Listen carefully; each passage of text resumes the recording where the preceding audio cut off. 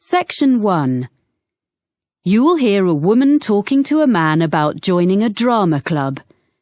First, you have some time to look at questions 1 to 6.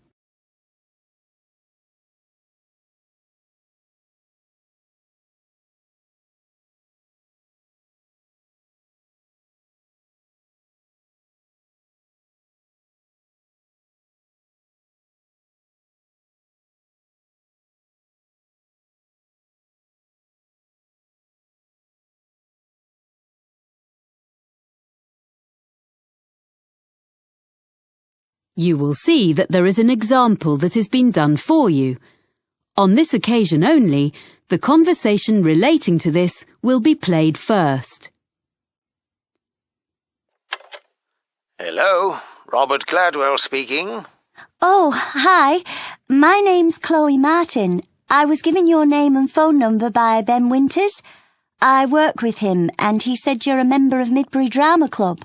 Yes, I am. Well, I've just moved to the area, and I'm keen to join a drama club. Great. Yes, I can give you some information. We're one of the oldest drama clubs in the area, as the club started in 1957. We now have about 60 members. Our youngest member is 10, and our oldest member is 78.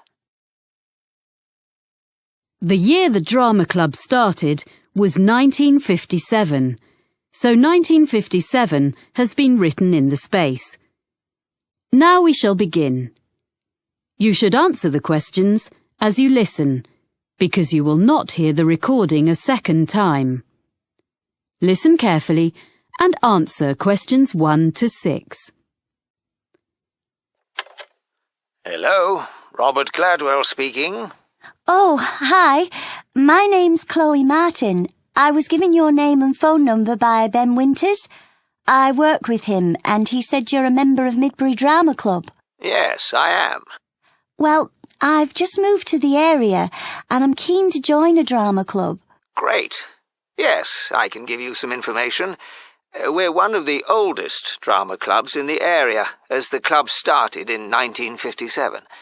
We now have about 60 members. Our youngest member is 10, and our oldest member is 78. Oh, I think I saw a picture in the newspaper the other day of some of your members being presented with a prize. Yes, the youth section did very well in a competition and won £100, which will help with their next production. Anyway, tell me a bit more about yourself. Well, I've done a bit of acting. I was in a couple of musicals when I was at university, and a historical play more recently. We mainly do comedy plays. We get good audiences for that kind of thing. We haven't attempted a musical yet, but we might do one soon. Oh, when do you usually meet? On Tuesdays. Well, presumably I'll need to do an audition. Yes, there were a few auditions last Tuesday, and we'll be doing more at our next meeting, which is in 2 weeks' time. That's on Tuesday the 12th of March. There'll be another opportunity 2 weeks after that, which will be on the 26th of March. Oh, well, I can come to your next meeting, and if I don't get an acting part in a play, I'd be happy to help with something else. I've designed publicity before. Great. We're very short of people who can do that, so that would be really good. There are a lot of people who like making scenery, so we get plenty of help with that, but we haven't got enough people to do the lights at the moment. So, if you think you can do that, or you have any friends who would like to, do bring them along. We can show you what to do if you haven't got any experience. I'll have to think about it. So, do you meet in the theatre? We do our performances in the Manor Theatre, but we only hire that for the nights of the actual performances. We meet to rehearse every Tuesday evening in the community hall. We rent a room there. Oh, I'm not sure where that is. I'll be coming by car because I don't live in the town centre. It's in Ashburton Road. As you're coming towards the centre, down Regent Street, you need to turn left at the crossroads. Oh, I know. There's a big car park down there, just before you get to a hotel. It's on the other side of the road from the sports centre. That's it. That's the closest place to leave your car, and you don't have to pay in the evening to park there. We meet at 7:30, and we usually finish by 9:30 or 10. OK. Before you hear the rest of the conversation, you have some time to look at questions 7 to 10.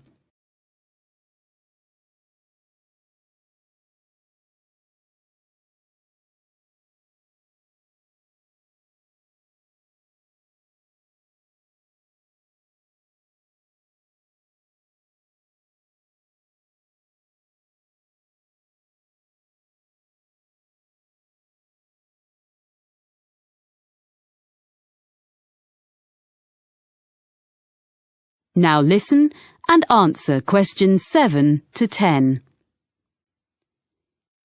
I haven't mentioned that we have to make a charge. Everyone pays a subscription of £180 to be a member for a year. You can pay for the whole year at once, or you can pay £15 every month. It works out the same. There are reductions for retired people and under 18s, but I don't think you come into either category. No, I'm 26. Oh, that fee covers all the costs, like photocopying of scripts and producing the posters, but it excludes the costumes for the performances. We ask people to pay for the hire of those themselves.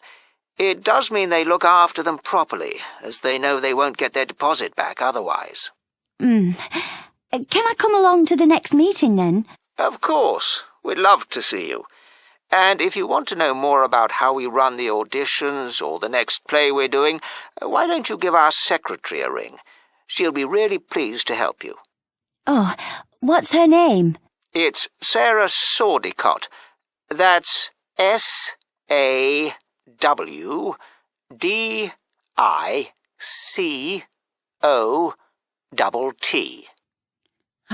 Got that.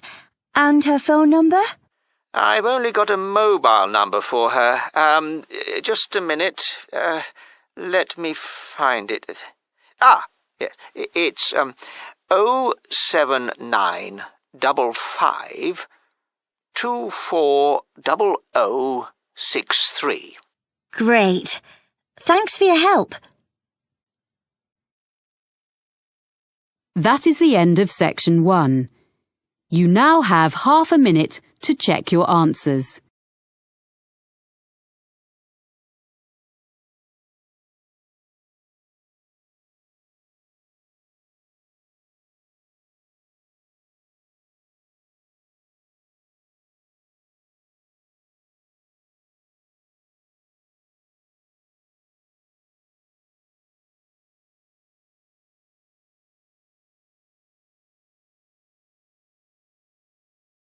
Now turn to section 2. Section 2. You will hear a radio program in which a presenter called Jasmine tells her colleague Fergus about a charity. First, you have some time to look at questions 11 to 15.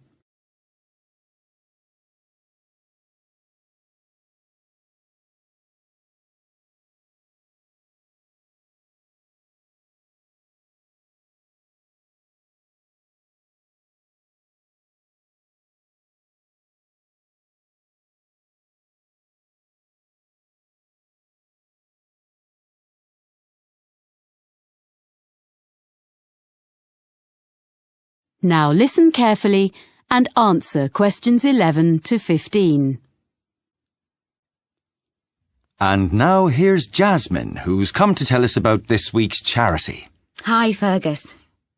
This week, I'm going to talk about forward thinking and their plans for the Colville Centre. So, in recent years, people have realised how useful the arts can be within healthcare. The idea behind forward thinking is to use the arts to promote well-being. The charity develops projects for people with special needs and health problems, and also delivers training to healthcare professionals in using the arts, as well as supplying them with information and advice. Forward Thinking doesn't just run art and craft classes to distract people who are ill or recovering from illness, but arranges longer-term projects and courses, as it's been shown that the arts can bring all sorts of positive changes in patients, including benefits such as shortening the length of stay in hospital and reducing the amounts of medicine they need. I see.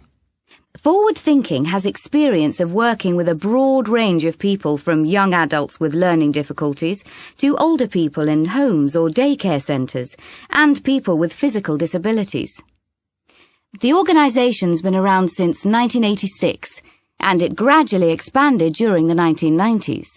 Then, in the new millennium, it was decided to find a memorable name. So it's been operating as Forward Thinking for several years, in fact since 2005. It's quite a locally based charity, mainly for people in the southern part of this region, which includes all rural and urban communities outside the city of Clifton, which has its own organisation. There are, of course, some similar charities in other parts of the country, in London and so on. And what's the present fundraising in aid of? Yeah, well, the charity needs funding in order to buy the Colville Centre. This is a former village school, which was built in 1868. It was modernised and refurbished by the present owners last year, so it's ideal for art classes and for small social events, performances, seminars and so on. Forward Thinking is fundraising to purchase the building so they can use it to continue running classes and so on for the general public, and eventually also for some of the people they help. Before you hear the rest of the talk, you have some time to look at questions 16 to 20.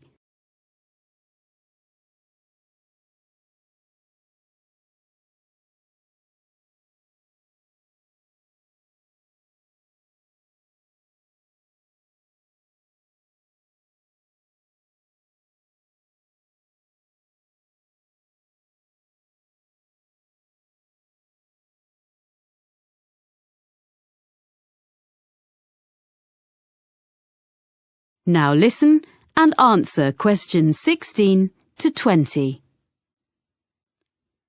Right. So, can you give us a few ideas about what classes people might do there? Is it all art classes? Well, there are some very good art classes, but there are lots of other things going on as well. So, for example, there's Learn Salsa with Nina Bellina's team. They say that salsa is an easy dance to learn. It's also an excellent form of exercise, according to Nina. And that class is for both men and women, of course. It's ideal for beginners and what they call refreshers. That's £100 for 10 sessions.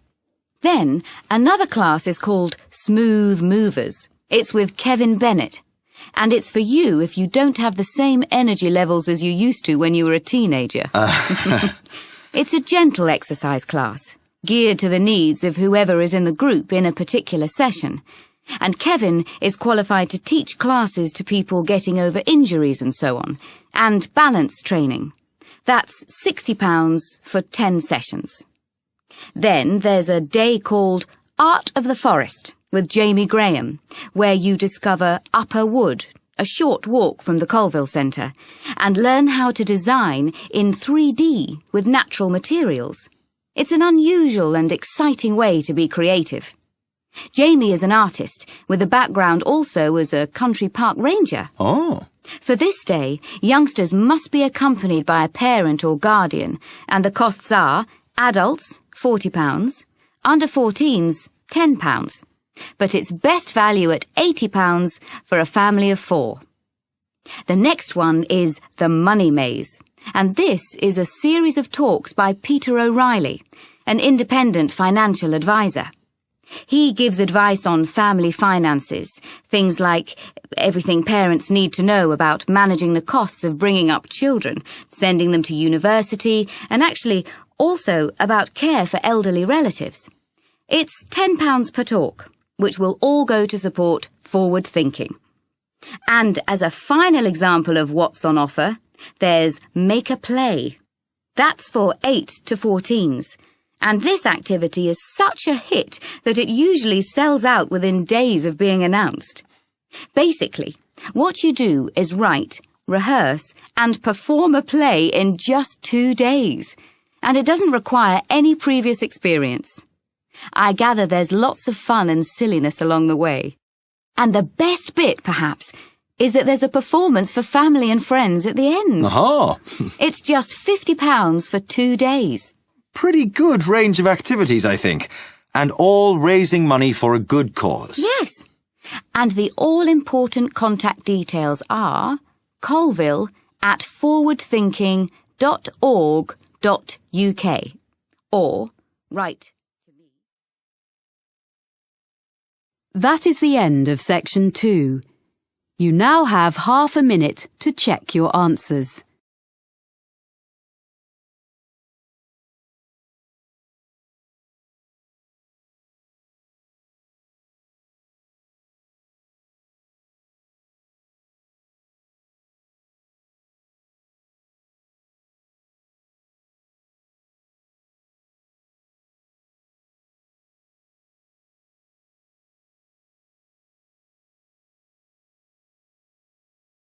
Now turn to section 3. Section 3. You will hear 2 students talking to their tutor about a geography trip. First, you have some time to look at questions 21 to 26.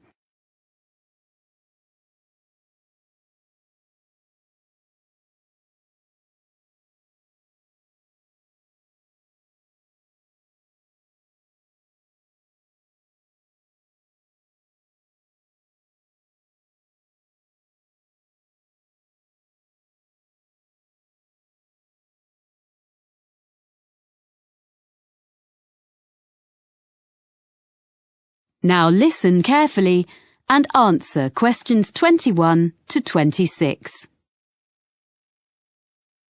Now, Stefan and Lauren, you worked together on the assignment for your urban geography course, didn't you? Mm-hmm. I know you made a plan of what you were going to do before you went on the field trip. Did you stick to it? More or less. Okay, so where did you start? Well, first of all, we selected one area of the city to work in. We decided on the centre. Mm-hmm. And we looked in detail at how it has been developed by doing a survey. Yeah, we did that by walking round and dividing the area into different categories, such as residential, commercial and industrial, so we could record land use. We're going to find some maps from 50 years ago and from 100 years ago so we can look at what has changed. Good. So that gives you a foundation. Then what did you do? I was interested in looking at how polluted the city was. I thought that was too general a topic and would be difficult to check. But Stefan persuaded me, and actually it was quite interesting, because before we started, we assumed that a lot of the pollution problems would be caused by industry. In fact, most of the industrial development has been on the outskirts. Oh. And most pollution is caused by the traffic which passes through the city centre every day. Right. There are 5 major road junctions around the edge of the city, so we set up equipment to check the air quality on each of those 3 times on one day. In the morning and evening, which is when most journeys are made in and out of the city, and at 2:30 in the afternoon. On the same day, we went to the 2 busiest junctions in the morning and evening to calculate the traffic flow into the city. Right. We'll be able to produce some graphs from the figures we collected. Yeah. Presumably you then looked at where all these cars ended up. I thought we should look at why people were coming into the city, whether it was for employment or education or leisure activities. But Stefan thought that would be too difficult. Because most people were in cars, it would be hard to ask them. Yeah. So we decided to spend an afternoon examining the parking facilities available instead. We established the capacity of each car park, and we spent an afternoon counting cars in and out, so we have an idea of how long people spend in the city centre. So, Do you have evidence that most journeys are made by car within the city centre? We checked local government statistics to see if that was true, but they were inconclusive.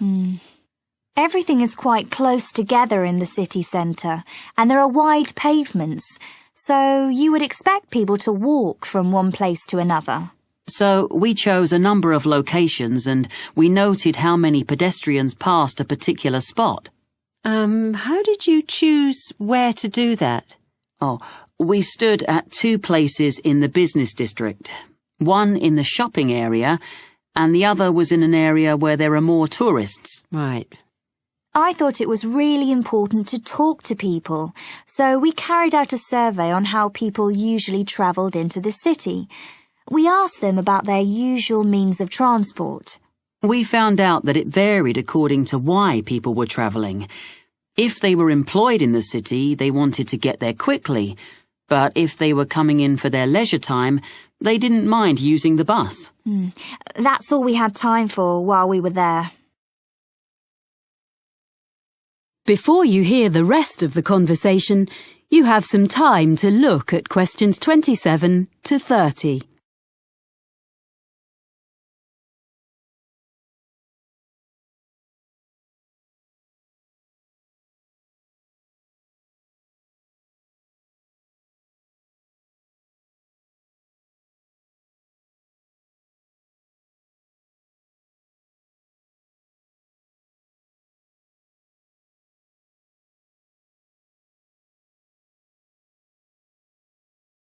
Now listen and answer questions 27 to 30. OK. So, shall we talk about what you're going to do next and how you're going to divide the tasks up? How are you going to present the data you've got? Well, some of the information can be presented as graphs or maps. I'm quite good at the software. You'd better do that then, Lauren. I'll help you check all the statistics before you start. OK. It's good to present as much as you can visually. Is there anything else you can use as visuals? We've got a lot of photographs which we can go through. We both took them, so some will be duplicated. It's going to take ages to go through them all. Maybe one of us should just choose some. Well, it's better if you collaborate. That way you'll end up with the best of what you've got. That's fine. We'll do that. And when the graphs and maps are done, you'll need to write a report, an analysis of the data. Will you do that together? I think that should be my responsibility if we're going to share the work out evenly. I can use some of Lauren's notes as well as my own. OK. And finally, you'll be presenting your project to the rest of the group in a couple of weeks' time. We thought it'd be better for Stefan to do that, as he's got more experience at that kind of thing. I would prefer to have input from both of you, as I have to do an assessment. We'll take turns then. We'll divide it into sections and talk about a few things each. Good. You'll find it easier, Lauren, than doing a presentation on your own. Well, if you need to ask me any more questions while you're working on this, email me. I look forward to seeing what you produce. Thanks. That is the end of section 3. You now have half a minute to check your answers.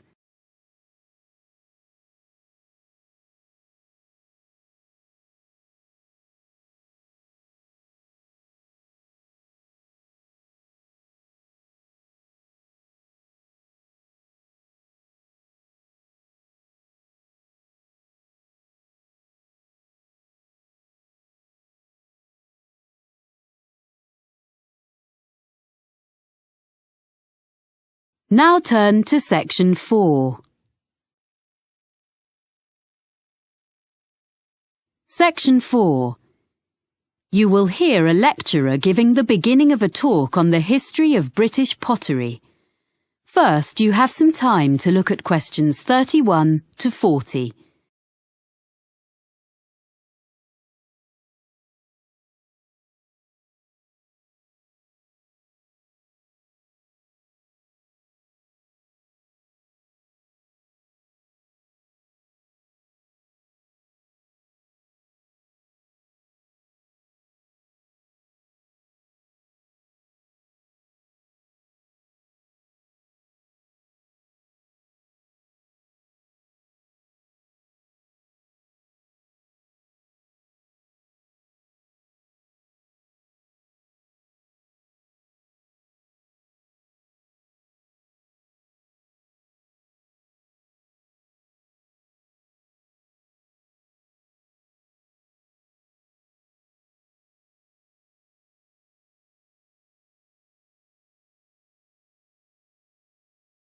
Now listen carefully and answer questions 31 to 40.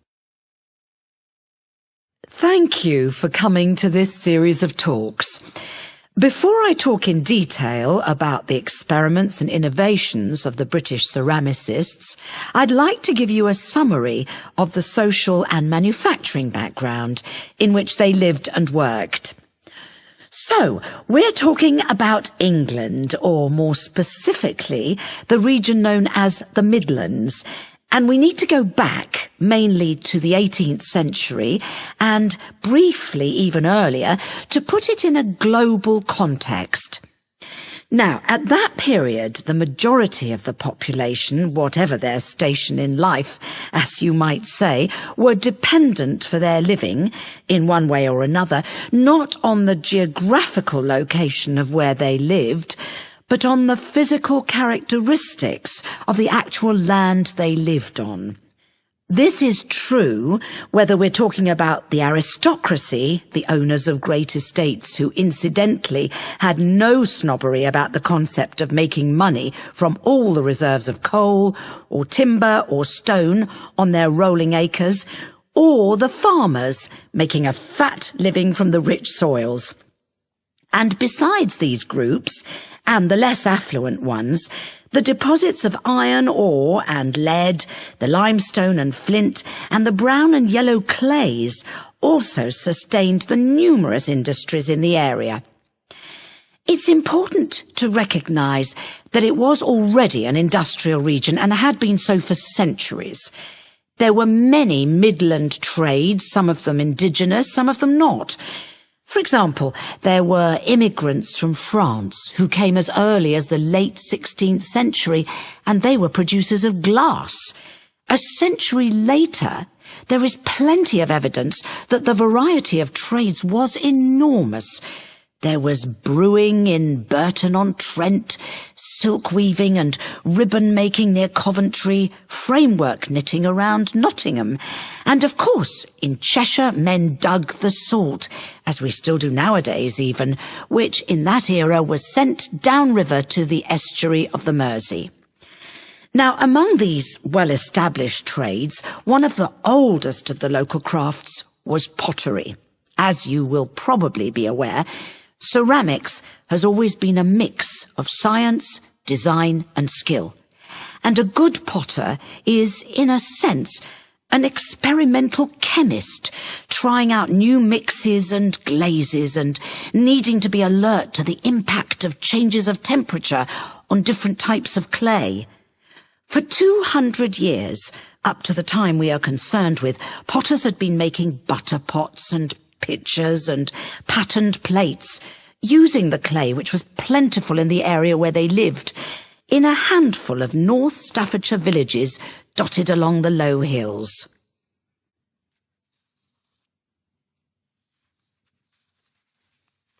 Now I want to explain a little about the industrial processes which had preceded the great breakthrough in Germany in 1708. That's when the formula for porcelain was discovered, a secret that had been held in China for 1,000 years. In the Midlands, in England as elsewhere, there had basically been two kinds of pottery. The first is still known as earthenware. Now, this was a bit rough and ready, but it was deservedly popular for several reasons. To start with, it was relatively cheap, so it could be used by most households. This was because it could be made from local clay without any complicated processing or added materials. From the potter's point of view, there was another reason for its cheapness. This was that it could be fired in simple ovens or kilns, and at relatively low temperatures, so he didn't have to spend so much money on fuel to achieve the necessary heat.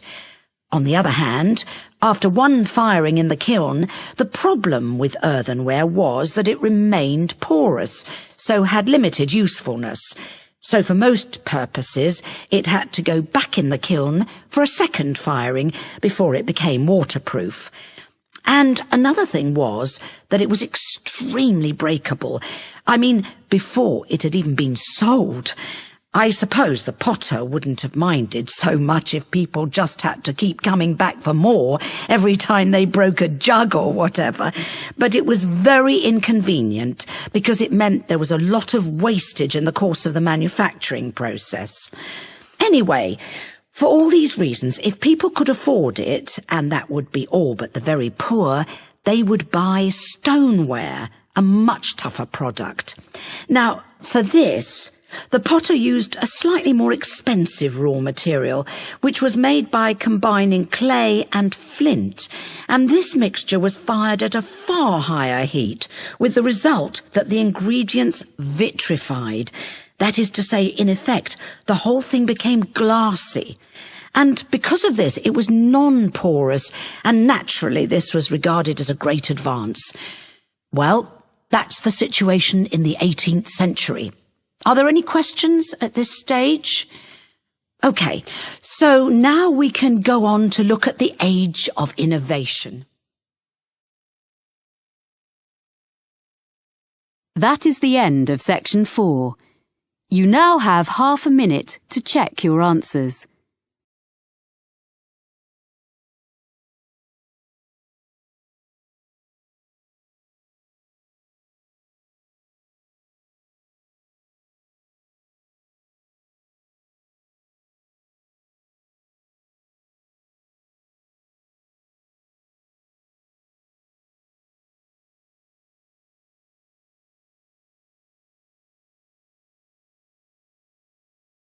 That is the end of the listening test. In the Ielts test, you would now have 10 minutes to transfer your answers to the listening answer sheet.